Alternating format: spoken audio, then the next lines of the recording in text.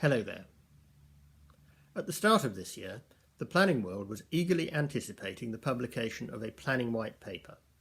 It was promised in the spring, and if you received the Exchange Chamber's Planning Law Bulletin, you may remember a piece in the January edition about some of the ideas being put forward at the time in an attempt to influence the content, from organisations as diverse as Policy Exchange and the Building Better, Building Beautiful Commission. Of course, that was during the era we must now call BCE, before the Covid epidemic. More recently, I saw a post from a firm of planning consultants describing the work they were involved in to, as they put it, help restore the UK economy as the immediate coronavirus emergency recedes, thereby signalling their belief that planning has a positive role to play in supporting, even facilitating economic recovery, whatever that looks like in the new normal. Such faith in the planning process is not universally shared. Policy Exchange describes the system as wholly out of sync with the needs and desires of people, business and wider society. The costs of the planning system, they say, far outweigh the benefits. If that was true BCE, then surely it will be even more so afterwards. Interestingly, the development of the town planning system in England and Wales has been punctuated by significant reform made in the aftermath of national emergencies of various kinds. In 1919, following the Great War and the Spanish flu epidemic, in 1932, after the Great Depression, in 1947, after the Second World War, and in 1948, after the global economic crash, when Gordon Brown called the Planning Act of that year one of the three legislative pillars of the government strategy to secure the long-term prosperity and quality of life for all. The ambitions for the 1919 Housing, Town Planning, etc. Act were more modest. The legislation amended the provisions of the Housing, Town Planning, etc. Act of 1909 in an effort to get things moving after the Great War by providing, in the famous phrase, homes fit for heroes. The legislation was about the quantity but also the quality of new public housing, with provisions for slum clearance and to promote large-scale house building by local authorities, which at the time provided only 5% of new housing for rent.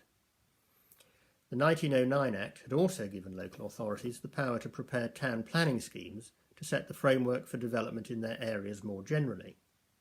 Most had failed to do so, although whether that was because the war intervened or because of prevailing scepticism about the benefits of town planning is another matter.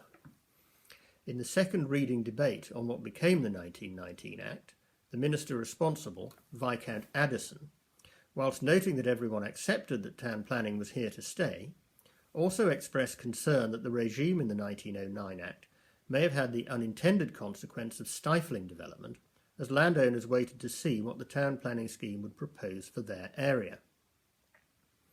The arrangements in the 1909 Act were also very complicated, allowing landowners 8 separate opportunities to make their case before a scheme could be adopted. Bearing in mind that the local authorities concerned in the preparation of schemes were small urban and rural district councils with only limited financial and human resources, it is perhaps not surprising that the system had stalled almost before it started. Out of some 1,805 housing and planning authorities, only 89 had prepared schemes by 1919. In response, the 1919 Act imposed duties upon local authorities to prepare town planning schemes, although at a relatively relaxed pace. They were given until 1923 to comply, and took powers for the government, acting through the local government board, to step in cases of default to order the preparation of a scheme and, if necessary, to transfer the responsibility for doing so to the relevant county council, the larger authority having more resources and therefore perhaps being better placed. At the same time, the procedures for preparing town planning schemes were simplified. The aim for comprehensive plan coverage by 1923 was not achieved, leading to further attempts at reform in 1925 and more significantly in 1932 at the height of the Great Depression. The Town and Country Planning Act 1932, like the earlier legislation, was based upon a zoning system. However, unlike the earlier legislation, the preparation of a zoning scheme was made optional, and recognising that there could be some areas left without planning control as a result, and that there could in any case be significant delay between a resolution to prepare a scheme and the final adoption of the scheme, the arrangements also allowed for interim development control decisions to be taken in those areas without a scheme, albeit with little to guide the decision-maker in such cases. The system did not produce any better planning coverage. Only 4% of England and Wales was covered by fully operative town planning schemes at the outbreak of the Second World War in 1939, although 70% of councils had resolved to prepare schemes by that time. That left the great majority of the country unplanned, or at least subject only to interim development control, although that may have been an advantage in challenging economic circumstances, given that such schemes as were adopted were difficult to amend and, being based on zoning principles, comparatively inflexible. Furthermore, planning continued to be conducted at the urban and rural district council level. There were still some 1,450 local authorities in England and Wales with planning powers, meaning on average that each planning authority accounted for only around 30,000 people. As Britain emerged from the Second World War and was faced with rebuilding the country, it was decided to sweep away the old zoning system and replace it with a completely new system under the Town and Country Planning Act 1947, the main elements of which remain in place to this day. The new system was based upon development plans prepared at the county level rather than town planning schemes prepared at the district level.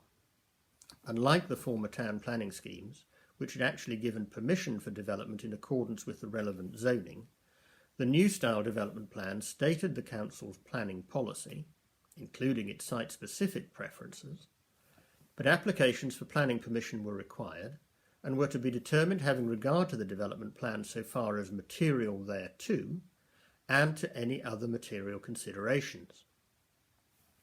By permitting the local planning authority the discretion to determine a planning application on its merits, albeit having regard to the development plan, the new system allowed far greater flexibility than its predecessor. Rather than a zoning system, it was in substance what Sir Robert McGarry termed a highly polished form of interim development control. The move to planning on a county scale was intended to address the problems inherent in planning at the level of urban and rural district councils. Lewis Silkin, who was tasked with piloting the new legislation through the Commons, noted that under the 1932 Act, districts tended to plan in isolated compartments, and that even where they came together in joint committees, the members were apt to concern themselves only with matters directly of interest to the district which they represented, and not to look at problems on a regional basis, with the result that joint plans tended to look much like those which might have been produced by the individual districts acting independently. Planning at a county scale was a way of overcoming that kind of parochialism. Following local government reorganisation in the 1970s, plan-making became two-tier, with county councils responsible for producing high-level structure plans, dealing with things like the distribution of housing between districts, and new-style district councils producing local plans that were required to be in general conformity with the structure plan and to do everything else, including making site-specific development allocations. Later, first regional planning guidance, then regional spatial strategies, were introduced to perform much the same role as structure plans, but at the regional level. Although plan making and decisions on individual planning applications were primarily matters for local government, central government was able to exert influence at various stages, for instance in issuing circulars and later planning policy guidance, in approving structure plans and regional guidance, or in determining called-in planning applications and appeals. When in the early 1980s it appeared that many development plans were out of step with prevailing economic conditions and with the government's economic reform agenda, the Secretary of State issued a circular called Lifting the Burden, restating the long-established presumption in favour of development, and proceeded to overturn countless refusals of planning permission by applying its principles on appeal. When councils failed to plan for sufficient housing development in their areas, the Secretary of State issued a circular establishing a special or extra presumption in favour of development where there was an inadequate housing supply. A significant stimulus to development was achieved, without requiring any significant changes to the planning system itself. The system remained largely intact until 2004, when the two-tier development plan system was swept away and replaced with new arrangements for what was described as local development frameworks, comprising multi-part development plans prepared at the district level around a core strategy that was to be consistent with the regional strategy for the area. At the same time, it was enacted that where regard was to be had to the development plan, for instance when determining a planning application, the determination was to be made in accordance with the development plan unless material considerations indicated otherwise. In other words, the balance was reset between the development plan and other material considerations, and whilst the decision maker retained the discretion to take into account other matters, the planning system became decisively plan-led. The difficulty with implementing the new arrangements in practice was that the new plan-making procedures were complicated by comparison with their predecessors, and the whole thing was heavily process-driven. Local authorities which had been close to achieving plan coverage found themselves, in effect, starting again. Furthermore, there was considerable tension in some areas between the requirement laid down in regional strategies, particularly in terms of housing numbers, and local priorities such as safeguarding particular landscapes or simply the countryside for its own sake. Many local authorities were resentful of the top-down targets and resisted them. Shortly before the 2010 general election, the then Shadow Communities Secretary Caroline Spellman wrote to Conservative councillors promising that an incoming Conservative government would give local communities the right to say no to unwanted development in their areas. In due course, Eric Pickles, as Secretary of State, delivered on the promise by abolishing regional strategies and putting local authorities under a duty to cooperate instead. Of course, abolishing the unpopular regional tier did not abolish the underlying need to plan for housing and other development in or around the same amounts. It simply moved the responsibility for doing so to the district councils, which had been so reluctant to make the allocations when required to under the previous arrangements. Unsurprisingly, many development plans and local authorities have been found wanting since, either because of a failure to cooperate with neighbouring authorities, or because of a failure to take some of the difficult decisions necessary in order to plan adequately for the needs of their areas. Faced with the need to unblock the system, central government has been reluctant to go quite so far as its predecessors in promulgating a special presumption in favour of development in such cases. Instead, it has devised a tilted balance in favour of development, engaged where relevant policies are out of date. What that means, and when it applies, has taken up considerable time in the planning court in recent years. Where does that leave the planning system as we prepare for the new normal? Bodies such as Policy Exchange say that the system is simply no longer fit for purpose and in need of wholesale reform in order to be suitable for the 21st century. They favour the certainty of a zoning system over the uncertainties of the present discretionary arrangements, particularly because of the deficiencies as they see them of local democratic structures, echoing the comments of Lewis Silkin made in 1947. The evidence from history is that the immediate aftermath of a great national emergency is not necessarily the best time to embark on wide-ranging reform. In 1919, the real focus emerging from the Great War was on building good quality public housing, and there was no real appetite for the parallel introduction of a newfangled and complicated town planning system, which at the time was seen to get in the way of getting the country back up and running. Emerging from the Great Depression, it was not the rigidity of the zoning system, but the flexibility of the interim development control regime which won out. Although after the Second World War, the Town and Country Planning Act 1947 involved the wholesale repeal of what had gone before, it incorporated the best and most effective part by allowing the decision-maker the scope to adapt to changing conditions by departing from the development plan where material considerations justified it. The new system was a highly polished form of the interim development control that had gone before, rather than something entirely new. In the 1980s, what was essentially the same system allowed a significant change in the direction and pace of development after the recession at the beginning of the decade, without the need for wholesale legislative change, simply as a result of clear statements of government policy backed up by consistent decisions by the Secretary of State on called-in planning applications and appeals.